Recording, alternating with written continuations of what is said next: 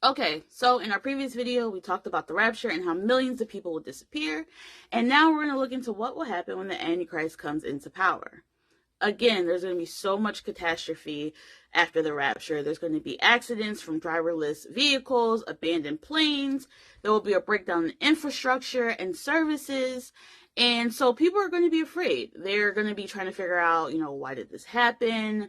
Who caused it? What caused it?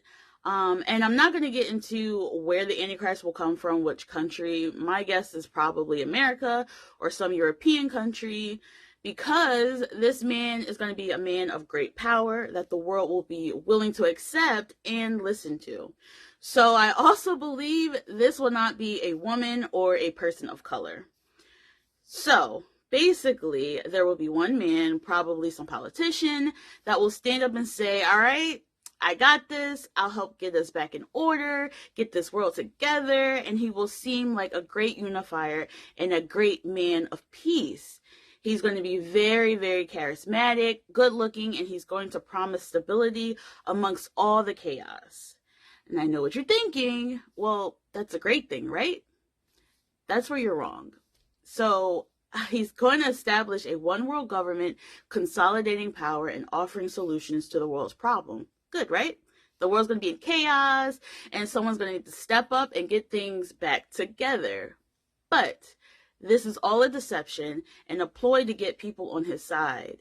Because once they're on his side, then they'll be willing to do whatever he wants, whether it's morally right or wrong. And what he wants is pure evil.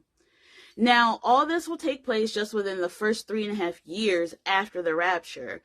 This is often called the beginning of sorrows. There's going to be a 7-year tribulation period after the rapture where the Antichrist will be in power and all this stuff I'm explaining will happen.